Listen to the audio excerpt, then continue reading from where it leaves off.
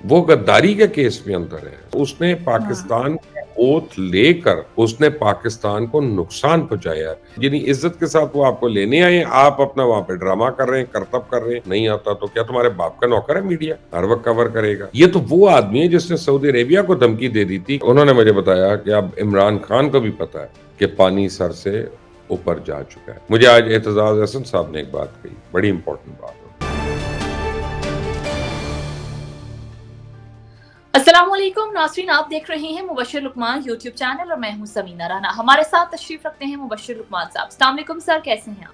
जी, अस्सलाम वालेकुम, क्या हाल है आपके? ठीक ठाक सर। क्या खबरें आपके पास, या फिर मैं पहली खबर दूं? मैं ब बताता हूँ आपको। अभी मैं एक जगह से आ रहा हूँ, एक खाने से, और बड़े-बड़े लोग थे वहाँ पे, इंक्लूडिंग पॉलिटिशियंस भी थे और बैंकर्स भी थे और कुछ 1-2 डिप्लोमैट्स वगैरह भी थे, और सीनियर डिप्लोमैट्स की बात कर रहा हूँ मैं, और इम्पोर्टेंट ममालिक के। तो वहाँ जनरल एक जो फीलिंग हो रही थी मुझे, मैं जो सुन रहा था लोगों की बातें, वो ये हम्म। कह रहे थे कि बहुत लोगों को कहते कि अगर इलेक्शंस हो गए तो हमें बड़ी हैरानी होगी, और अच्छा। इलेक्शन अगर वक़्त पे हो गए तो बड़ी हैरानी होगी। तो ओके। वो, और अच्छा, ये किसी ने नहीं कहा कि नहीं होंगे, ये नहीं कहा किसी ने। सबने ये कहा कि पता नहीं, वो क्या कहते हैं, दिल है कि मानता नहीं, वो थी ना पूजा भट्ट की फ़िल्म का गाना, दिल है कि मानता नहीं, तो ये वही वाली बात है। राइट। चलें सर, इसकी डिटेल्स में मैं आगे चल के पूछूंगी। इससे इससे मिलती जुलती खबर ये भी है कि पेशावर में इलेक्शन के लिए हजारों एहलकारों की कमी है, और कुछ इसी तरह की पंजाब के आईजी ने भी बात की है। तो अब आपकी बात से मुझे ऐसा लग रहा है कि मैं सहमत हो रही हूँ। क्या वाकई आपको लगता है कि इलेक्शन इन इन सिचुएशन में मुश्किल हो सकते हैं, या एक प्रॉब्लम बन सकती है ये चीज इलेक्शन? एक एक बड़े सीनियर पुलिस ऑफिशियल से अभी मैं उनके साथ भी था, वो भी थे वहाँ पे, उनसे भी बात हुई, तो यही बात हो रही थी। बेसिकली वो कह रहे थे, देखें, केपीके में 42,000 सिक्योरिटी एहलकारों की कमी का सामना है। अब दूसरी तरफ पेशावर की अदालतें कुछ आरओज़ की तैनाती को मुअत्तल कर रही हैं क्योंकि वो बायस्ड हैं या उनके लिंकेजेस हैं। तो पंजाब के भी आईजी जो हैं डॉक्टर उस्मान अनवर, उनका कहना है कि इन हालात में सिक्योरिटी एहलकार की कमी है। तो फ़ौज में भी एहलकारों की कमी हो सकती है, उसकी वजह बॉर्डर है और दहशतगर्दी के हालात हैं, और वो बहुत ज़्यादा एक्टिव है, आपको पता ही है इस वक़्त। अब दूसरी तरफ सुप्रीम कोर्ट जो है ना, वो कहते हैं ये पत्थर पे लकीर है और इसी दिन इलेक्शंस होने हैं। तो बड़ी इंटरेस्टिंग प्रोपोज़िशन है, इलेक्शंस तो हो जाएँगे मेरा ख़्याल है। अब सवाल ये पैदा होता है कि इन इलेक्शंस की कोई प्राइस तो नहीं हमें पे करनी पड़ेगी, अल्लाह ना करे, लेकिन so there is a question mark over there. तो सर, आप कोई ऐसा खतरा महसूस कर रहे हैं, भांप रहे हैं? अभी आपने जो बात की, ये एक सीरियस बात हो सकती है।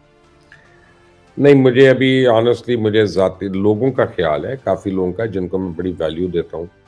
मसलन हम्म। मैं अभी एतज़ाज़ हसन साहब को भी मैं मिला था, तो वो मुझे कहते हैं कि यार, मैंने कहा सर बताएँ टाइम पे होगा कि नहीं? तो मुझे कहते हैं मैंने मुबश्शिर हमेशा तुम्हें एक ही बात कही है हम्म। कि पेशन गोई पाकिस्तान में माज़ी के ऊपर हो सकती है, मुस्तकबिल पे नहीं हो सकती। तो राइट। मैंने पेशन गोई करनी। तो बड़े ओके। क्लियर थे। लेकिन उस साथ मेरी मियाँ मिसबा रहमान से मुलाकात हुई, वो बिलावल भुट्टो के नीचे एमपीए का भी इलेक्शन लड़ने का सोच रहे हैं, हम्म। जिस हल्के से बिलावल भुट्टो ने इलेक्शन लड़ना है। तो उनके कुछ और लोग भी थे और वो बड़े एक्साइटेड थे, और वो बड़े तैयार थे कि हम इलेक्शंस की तैयारी कर रहे हैं। सो वो 2-3 दिन में ऑफ़िशियली अपनी कैंपेन को किक ऑफ करने लगे हैं। सो आई मीन दूसरी तरफ ये भी था, तो I mean let's wait, I mean और 10-12 दिन की बात है, सब कुछ पता चल जाएगा हमें। राइट। मुबश्शिर साहब, बिलावल भुट्टो की आपने बात की, तो आज उन्होंने अपना इंतखाबी मंशूर भी दिया है मोहतरमा की बरसी के मौके पर। लेकिन साथ उन्होंने भी ये कहा है कि अभी भी कुछ लोग ऐसे हैं जो इलेक्शन से भागना चाहते हैं। ये कौन लोग हैं जो अभी भी भाग रहे हैं? और जो उन्होंने 10 बड़े वादे किए हैं और जो इंतखाबी मंशूर मैनिफेस्टो दे दिया है, कैसा लगा आपको? देखिए, मंशूर तो बहुत अच्छा है, मंशूर तो हर पार्टी का बहुत अच्छा है, लेकिन बिलावल भुट्टो ने जो मंशूर दिया है, वो बेसिकली ज़ुल्फ़िकार अली भुट्टो का जो मंशूर है, उसको इलैबोरेट कर दिया। उनका मंशूर था रोटी, कपड़ा और मकान, बेसिकली यही था ना। तो अब बिलावल ने कहा है कि जी तनख्वाह दुगनी, गरीब तबके को 300 यूनिट बिजली मुफ़्त, मुल्क भर में इलाज और तालीम मुफ़्त, किसान हो, हारी हो, उनको डायरेक्ट सब्सिडी मिलेगी, मज़दूर कार्ड का इजरा, नौजवान के लिए यूथ कार्ड के ज़रिए बेरोज़गार नौजवानों को 1 साल तक माली मदद। इसके साथ उन्होंने कहा कि कुछ लोग कागज़ात नामज़दगी छीन रहे हैं। उनका इशारा नून लीग की तरफ था। इस बारे में उन्होंने कहा कि वो लोग इलेक्शन से डरते हैं। तो बिलावल भुट्टो ने बेसिकली जो ताने मारे हैं वो तो पीएमएलएन को मारे हैं, मियाँ साहब को मारे हैं, किसी और को नहीं अच्छा। मारे। और वो तो अपनी कैंपेन में लगे हुए हैं और हुँ। वो तो चाहते हैं कि इलेक्शंस हों। तो उधर से तो यही खबर आ रही है। तो फिर मुबश्शिर साहब, नवाज़ शरीफ साहब की अगर बात कर लें तो वो तो अभी ना बाहर आ रहे हैं, ना मंशूर सामने आ रहा है, ना जलसे हो रहे हैं। ऐसे लगता है जैसे मायूं बैठ गए हैं। क्या वजह है? क्यों सामने नहीं आए अभी तक? माइयों ही समझ लें आप अपना। वो फ़र्क ये है कि उन्होंने उपटन नहीं लगाई हुई, क्योंकि सर्दी बड़ी है लाहौर में, तो वो उपटन तो नहीं अभी लगाएँगे। लेकिन माइयों ठीक है, और वो ये है कि अभी तक उनके अपने मसाइल ही नहीं ख़त्म हो रहे, उनके टिकट्स के मसाइल नहीं ख़त्म हो रहे, लोगों को जो देने हैं, लड़ाई-झगड़े चल रहे हैं नून लीग के अंदर। और फिर दूसरी तरफ इस्तेकाम पार्टी है, उसके साथ भी उनको बैठ के मुज़ाकरात करने पड़ रहे हैं। उनके अपने अंदरूनी जो खलफशार है, कल उनका भतीजा हमज़ा शहबाज़, वो भी खुलकर बोले, बरमला बोले। उन्होंने कहा कि जो काम करने वाले लोग हैं, उनको पीछे नज़रअंदाज कर दिया है। दूसरा भी नवाज़ शरीफ को भी ज़मीनी हक़ाइक़ का पता है कि अभी तक लोगों के अंदर नून लीग के लिए काफ़ी गुस्सा है। नफ़रत का लफ़्ज़ तो मैं नहीं इस्तेमाल करूँगा, लेकिन गुस्सा है और लोग भरे हुए हैं। और अभी तक उन्होंने जो 40 रुकनी टीम बनाई हुई है मंशूर बनाने के लिए, वो भी कुछ नहीं कर रही। आप ये देखें कि मियाँ साहब के लिए बड़ा मुश्किल है कि वो लोगों को कहें कि जी हम आपको महँगाई से निजात दिलाएँगे, क्योंकि इससे पहले वज़ीर-ए-आज़म कौन थे? उनके अपने भाई थे। इससे पहले हुँ। वज़ीर-ए-ख़ज़ाना कौन थे? उनके अपने वज़ीर-ए-ख़ज़ाना थे, समधी थे, जनाब इसहाक़ डार साहब थे, पूरी टीम उनकी थी। तो वो लोग ये कहते हैं कि यार ज़िम्मेदार तो यही लोग हैं महँगाई के, और जो 18 महीने के अंदर महँगाई हुई है, वो लोगों की तो चीखें निकल गई उससे। तो ट्रू। लोग अब वो उनको वो बयानिया नहीं बन पा रहा कि वो लोगों के आगे लेके क्या जाएँगे, तो मंशूर में ये प्रॉब्लम्स हो रही हैं। लेकिन मुबश्शिर साहब, ऐसा भी तो हो सकता है ना, अगर इतनी तसल्ली से पीएमएलएन बैठी है, क्या पता उन्हें कोई यकीन दहानी हो? क्योंकि कोशिश ना करने की वजह ये भी हो सकती है ना कि जिसको यकीन हो कि भई मैंने तो जीत ही जाना है, तो मैं इतनी मेहनत ही क्यों करूँ? कोई यकीन दहानी तो नहीं है इसके पीछे? नहीं, वो ये नहीं है। बात ये है कि उनको at the end of the day सारों को साथ लेके भी चलना है। असल में होता हुँ। ये है समीना, कि जब आपने रेस में आप अकेले भाग रहे होते हैं, तो आप बड़ी स्पीड में भाग सकते हैं और तेज़-तेज़ भागते हैं। हुँ। लेकिन अगर आपको 1000 लोगों का मजमा एक साथ लेके चल रहे हैं, या आप बारात को जब लेके चल रहे होते हैं, तो आप गाड़ी की स्पीड नहीं मार सकते। आपको बड़े आहिस्ता-आहिस्ता जाना पड़ता है, ताकि सारे लोग जो हैं वो कैच अप करें, वरना कोई पीछे रह जाएगा, कोई उधर गुम जाएगा, किसी को रास्ता नहीं मिलेगा। तो एक पॉलिटिकल लीडरशिप में ये इश्यूज़ होते हैं कि उनको उनको सबको साथ लेकर चलना पड़ता है। चाहे उनको वो स्लो स्पीड लग रही हो, जो मर्ज़ी लग रही हो। इसीलिए पॉलिटिक्स में डेलिब्रेट बड़ा करना पड़ता है, डेलिब्रेशन बहुत होती है। हुँ। So let's give right. Him the benefit of doubt, कोई इश्यू नहीं है। राइट। मुबश्शिर साहब, सदर आरिफ अलवी ने आज कुछ खामोशी तोड़ी अपनी, और काफ़ी चीज़ों की तरफ उन्होंने इशारा किया है, बल्कि नाम लेकर बोले। क्या समझते हैं इतनी देर क्यों लगी उन्हें ये सब बोलने में? क्या वजह हो सकती है? फ्रैंकली मुझे तो उनकी बात नहीं समझ आई है। वो कहते हैं, एक ट्वीट किया, हमें ऐसी हुँ। रियासत नहीं पकड़ती जहाँ इंसानी हकूक और वक़ार को बिला खौफ पामाल किया जाए। कागज़ात छीनना, मुज़ाहिरीन के खिलाफ बेरहमाना कार्रवाई, और अब 2 हुकूमतों के साबिक वज़ीर ख़ारिजा के साथ गैर मुहज़्ज़ब सलूक पर हुकाम को ज़रूर तवज्जो करनी चाहिए। अब बेसिकली वो शाह महमूद कुरैशी का जो गिरफ्तारी है, उसके ऊपर बात कर रहे थे। बात ये है जी। कि शाह महमूद कुरैशी जो थे, वो उनको भी चाहिए था कि वज़ीर ख़ज़ाना की तरह एक्ट करते, साबिक ख़ारिजा की तरह एक्ट करते, साबिक वज़ीर हुँ। ख़ारिजा की। वो सर्कस में घोड़ा बन गए थे, और करतब वो बंदर नहीं होता सर्कस का, जो बंदर नाच दिखा रहा होता है। अंदर से पूरा आप देखें कितना सज-धज के निकले, जेल में इनको सहूलियात कितनी है, आप कपड़े प्रेस्ड हैं, स्कार्फ पहना हुआ है, शेव हुई हुई है, शैम्पू हुआ हुआ है, प्रॉपर आप देखें उनको बिल्कुल। इसी तरह तो शादियों में जाते हैं ये लोग, इसी तरह तो फॉर्मल फंक्शंस में जाते हैं, जिस तरह जेल से निकल रहे थे। और फिर वो हुँ। 3 फुट अंदर वो खड़े हो गए वहाँ पे कि जी मुझे पहले मीडिया को बात करूँगा, मैं उनको बताऊँगा आप मुझे गिरफ्तार नहीं कर सकते, ये नहीं कर सकते। आई मीन आप रियासत का मज़ाक उड़ा रहे हैं। आप कह रहे हैं कि जी ये मेरे पास सुप्रीम कोर्ट के ऑर्डर्स हैं। भई वो एक केस में ऑर्डर है ना, ये गिरफ्तारी हुँ। दूसरे केस में है आपकी। आप जेल के अंदर नहीं कर सकते, तो जो जेल से तो आप रिलीज़ हो गए हैं, तो अब आप क्या चाह रहे थे कि पहले वो धक्के दे के आपको बाहर किक आउट करें, उसके बाद अगले आपको पकड़ लें। नहीं, आप ज़रा मीडिया को बुलाएँ, अच्छा आप खुद रिकॉर्ड कर लें अगर मीडिया नहीं आ रहा तो, यानी मीडिया नहीं आ रहा तो आप खुद रिकॉर्ड कर लें, ये वो किसी खातून को कह रहे थे। जी, जी। तो बेसिकली इन लोगों ने ना इस मुल्क को सर्कस समझा हुआ है और इसको ड्रामा बना दिया हुआ है और मुझे कोई हमदर्दी नहीं है शाह महमूद से और मैं उन पुलिस वालों को मैं सैल्यूट करता हूँ। वो जो अपनी ड्यूटी दे रहे हैं, उनको एक ऑर्डर्स है, उन्होंने एक पर्चा काटा हुआ है, उसके ऊपर उनको गिरफ्तारी का ऑर्डर है। मेरा ख्याल है एसपी रैंक का आदमी था, कोई आई मीन छोटा रैंक नहीं है। तो इन्होंने देखिए मज़ाक बनाया हुआ है, हर चीज़ को एक पॉलिटिकल एक्टिविटी के अंदर, हर चीज़ को एक पॉलिटिकल जलसे के अंदर, हर चीज़ को एक पॉलिटिकल रेटोरिक के अंदर कन्वर्ट करना जो है, वो भी तो बेतुकी बात है ना। लेकिन मुबश्शिर साहब, मैं वो वीडियो देख रही थी आज और मैंने 2-3 दफ़ा वो वीडियो देखी उनकी गिरफ्तारी के हवाले से। देखिए सर, इस तरह से देखिए वो वज़ीर ख़ारिजा रह चुके हैं और जब वो बात कर रहे थे, देखिए उनके पास एक पेपर था, वो दिखा भी रहे थे कि इस पे दस्तखत हुए। जिस तरह से उन्हें धक्कम-पेल करके गिरफ्तार किया गया, आप समझते हैं देखिए, कि ये जब एक आदमी कार्य सरकार में मुदाखलत करेगा ना और सरकार का काम नहीं होने देगा, फिर धक्कम-पेल भी होगी, धापे भी होंगे, जूते भी पड़ेंगे। ठीक है ना, पहली बात। और शाह महमूद साहब को पता होना चाहिए कि इन्होंने ऐसी बड़ी गिरफ्तारियाँ डाली हैं 2018 के इलेक्शन से पहले और इमरान खान ने भी और इन्होंने भी। तो जैसा किया वैसा भरना भी पड़ेगा। लेकिन fact of the matter is कि वो दूसरे आपको पर्चे में आप बजाय उनसे ये कह लेते कि मुझे दिखा दें कि आप किस जुर्म में मुझे गिरफ्तार करें। आप ड्रामे करें, मैं जेल की हद के अंदर रहूँ और आप मुझे यहाँ पे नहीं क्यों नहीं कर सकते गिरफ्तार? वो जेल के अंदर क्यों नहीं कर सकते गिरफ्तार? और हद वो वहाँ पे किसने कह दिया इनको कि जी उस दरवाज़े पे जहाँ से वो बाहर निकल रहे हैं, मेन गेट और मेन गेट के बाहर का जो इलाका है वो सारा जेल का इलाका है। ऐसी बात तो नहीं है ना, सिर्फ़ वो 2 कदम तो नहीं, एक ड्रामेटिक कर दिया ना हर चीज़ को, हुँ। ड्रामाई तौर पे, डज़न्ट मेक सेंस। आप कानून को मज़ाक नहीं बनाते समीना। आप कानून अगर आप वाक़ई लॉ अबाइडिंग सिटिज़न आप पूछते हैं कि जनाब मुझे एसपी साहब, डीएसपी साहब जो भी थे आप मुझे प्लीज़ दिखाएँ, आपके पास ऑर्डर्स हैं मुझे पकड़ने के। आपको तो पहले का पता था, इसीलिए आप अपना उनको देखते ही बेधक गए, they could have been jail police as well. आपको कैसे पता था कि वो आपको गिरफ्तार करने आए हुए हैं?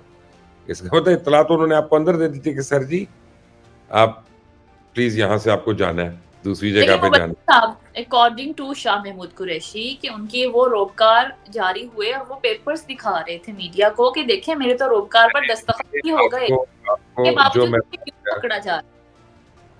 आप अपने कानों से बाल हटाएँगी तो आपको मेरी आवाज़ आ जाएगी, सुनाई दे जी सर। देगी आपको मेरी आवाज़, जी। ठीक है? तो आपको मैं ये कह रहा हूँ कि वो रोबकार थी, उस पर्टिकुलर केस में उनकी रिहाई थी, ठीक है? उसी पे तो जेल हुकाम उनको रिहा कर रहे थे और बाहर जा रहे थे तैयार होके, पजामे से शेव की हुई थी प्रॉपर, आप देखें कितना स्कार्फ वगैरह पहना हुआ, विंटर जी, जी, सूटिंग। मैंने देखा। एलवी का नाउ बैग भी था आपके पास। He was being arrested in a different case. यानी हुँ। ये तो लॉ है ना यार कि आपको एक केस में अगर आप छोड़ते हैं और दूसरे केस में आप गिरफ्तार हो सकते हैं, उसमें अगर आपको छोड़ते हैं तो आप तीसरे में गिरफ्तार हो सकते हैं। आपके पास जो दरवाज़ा है वो अदालत का ही है, जहाँ पे जाके आपने रिलीफ लेनी है। आप अपना जो है ना उसको प्रेस कॉन्फ्रेंस में तो नहीं कन्वर्ट कर सकते ना। आप या तो वकील को बुलवाते अपने, उसको तो नहीं आपने बुलवाया। आपके जो फ़ौरन आके वो वहाँ पे लीगल बात करता ना, आपने लीगल तो इश्यूज़ ही नहीं कर रहे थे। आप तो वहाँ पे एक सर्कस कर रहे थे और सर्कस किया उन्होंने और फिर उसको ढक्कम-पेल हो गई, ठीक है, फिर होएगी। फिर भी मुबश्शिर साहब, सारे सियासी इख्तिलाफ़ात अपनी जो जगह पर मर्ज़ी देखिए। आप कहें, मुझे कोई इख्तिलाफ़ मेरा नहीं है और सर मैं मुझे आप एक बात बताइए लॉ ना, की एप्लीकेशन बता रहा हूँ आपको। आप नहीं किसी को मुबश्शिर साहब, अच्छा मैं सिर्फ ये कह रही हूँ कि देखिए आप सारे सियासी इख्तिलाफ़ात एक साइड पे रखें। एक सियासी शख्सियत है, उनका कद-काठ है सियासत में। इस तरह से धक्के दे के उनको गिरफ्तार करना मुझे टू बी वेरी ऑनेस्ट अच्छा नहीं इससे पहले जब आसिफ काफ़ी अजीब ज़रदारी लगा। को गिरफ्तार किया था आसिफ ज़रदारी को गिरफ्तार किया था, वो सदर थे, उनकी बहन को जब गिरफ्तार किया था, दरवाज़े तोड़ के आप अंदर चले गए थे। जब उससे पहले मोहतरमा बेनज़ीर भुट्टो को गिरफ्तार किया था, जब वो हयात थीं और उनको बच्चों को भी नहीं मिलने दिया जा रहा था। आई मीन मैं आपको ऐसे बहुत से और फिर मैं चलें उन लोगों का कर लें जिनको पीटीआई ने गिरफ्तार किया था, डॉक्टर आसिम का ले लें, खुर्शीद शाह का ले लें और लोगों का ले लें, नून लीग के लोगों का ले लें। बल्कि यहाँ तो राना सनाउल्लाह के ऊपर तो झूठा केस डाल दिया था, जाली हुँ। अपना उनके ऊपर वो डाल के। हनीफ अब्बासी का देखें कितना खौफनाक केस था, उसको तो एग्ज़ीक्यूशन पे ले गए थे। उसके ऊपर तो फांसी का वो केस बना दिया था, एफेड्रीन का जो केस था। तो ऐसी बात नहीं है, बात ये है कि ये तो जायज़ केस है ना और जायज़ आपके ऊपर यानी इज़्ज़त के साथ वो आपको लेने आए हैं, आप अपना वहाँ पे ड्रामा कर रहे हैं, करतब कर रहे हैं। और आप ये अहकामात दे रहे हैं कि नहीं नहीं नहीं तुम video you make the video. अगर मीडिया नहीं आता तो नहीं आता तो क्या तुम्हारे बाप का नौकर है मीडिया? हर वक्त कवर करेगा। And he was successful in that way. Circus बनाने में कि इवन बीबीसी ने चलाया और फॉरेन चेकिंग एक फॉरेन मिनिस्टर था, वो बिदक रहा था, ड्रामे कर रहा था, दुलतियां मार रहा था। तो फिर उसको दिखा दिया कि रियासत क्या होती है। And by the way he should have been ashamed. वो गद्दारी के केस में अंदर है, साइफर केस में भी अंदर है, ठीक है ना? उसने पाकिस्तान का ओथ लेकर उसने पाकिस्तान को नुकसान पहुंचाया। ये तो वो आदमी है जिसने सऊदी अरेबिया को धमकी दे दी थी कि हम हमारी बात मान जाओ, हम वरना हम अलग से ब्लॉक बना देंगे। और फिर जो पाकिस्तान को उसके बाद जो मुश्किलात हुई या पाकिस्तानियों को जो मुश्किलात हुई, उसका जिम्मेदार कौन है? तो ऐसी बात नहीं है। फिर अगर आप हर चीज को लेना है तो फिर इनके हर करतूत को भी ले लें सामने, तो फिर आपको पता चलेगा not so respectable, I am sorry, not in my eyes. Right. Mubashir साहब, उनकी बेटी का ये कहना है, शाह महमूद कुरैशी की बेटी का, कि उन्हें नहीं मालूम कि उनके वालिद को कहाँ ले जाया गया है गिरफ्तार करने के बाद। आप कुछ बता सकते हैं इस बारे में, कहाँ लेकर? क्यों मालूम हो? उनसे कहें, वकील से कहें, वकील जाके पूछ लेगा और वकील जाके ले आएगा पुलिस से डिटेल्स और पता चल जाएगा। वो कोई ऐसी बात नहीं यार। वो पुलिस को प्रेस रिलीज इशू करेगी यहाँ से निकाल के, जी हम इसको वो 54D में लेके जा रहे हैं जी, वहां पे रखेंगे तो जिसने छुड़ाना हो आके छुड़ा ले। गिरफ्तार किया उन्होंने और उसका एक लीगल तरीका होता है उसका पूछने के लिए कि किधर है।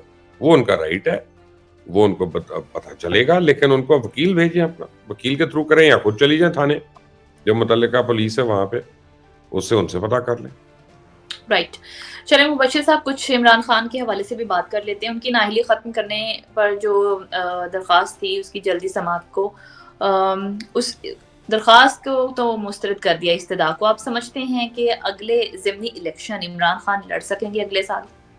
देखिए, मैं आपको बता रहा हूँ, इमरान खान अगले साल कोई इलेक्शन नहीं लड़ रहे। आप जनरल इलेक्शन की बात कर लें, ज़िमनी इलेक्शन कर लें, जो मर्जी कर लें। और ये अब इमरान खान को भी समझ आना शुरू हो गई है।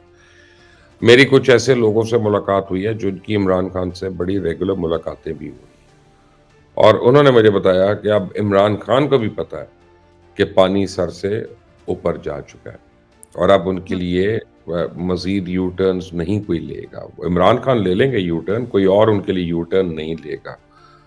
सो दैट इज, हाँ, फर्क ये है। मुझे आज एतजाज हसन साहब ने एक बात कही, बड़ी इंपॉर्टेंट बात है। उन्होंने कहा, मुबश्शिर, जो होता है वो नज़र नहीं आता और जो नज़र नहीं आता वो हो रहा होता है। और उन्होंने ये भी कहा मुझे कि जो हमने देखा है पाकिस्तान में, जो आज जेल में है 5 साल के बाद वो रेल में है, यानी हीरो है बेसिकली। तो ये वक्त भी गुजर जाएगा। तो मैं उस बात को मैं रद्द नहीं कर सकता। उस बात को मैं बिल्कुल, मैं आई मीन, मेरे तो सीनियर हैं एतजाज साहब और स्कूल में भी सीनियर थे, तो मैं उनकी बात मनोअन में मान रहा हूँ। But the only thing is that I do not foresee Imran Khan contesting any elections next year. 5 साल बाद मैं कुछ नहीं कह सकता। थोड़ा सैड है। चलें, कोई बात नहीं। 5 साल के बाद कानों से बाल उठाए तो मैं आपको एक बात बताऊं। सर बताएं, ऐसे भी आवाज आ रही है। साफ से लाउड एंड क्लियर आप बताइए। पाकिस्तान के कवानीन के मुताबिक चोरों और डाकुओं को इलेक्शन लड़ने की इजाजत नहीं होती। झूठ बोलने वालों को इलेक्शन लड़ने की इजाजत नहीं होती। 62 और 63 पर डिस्क्वालीफाई होने वाले को इलेक्शन की इजाजत नहीं होती। सर देखते हैं, सियासत भी यहीं और 5 साल के बाद इमरान खान भी यहीं। सर बहुत शुक्रिया आपके कीमती वक्त और कीमती तज्जिया का। अगर आपको हमारी वीडियो पसंद आए तो इसे लाइक, सब्सक्राइब और शेयर जरूर कीजिएगा। अपनी राय से कमेंट सेक्शन में हमें जरूर आगाह कीजिए। इजाजत दीजिए, अल्लाह ने के बाद।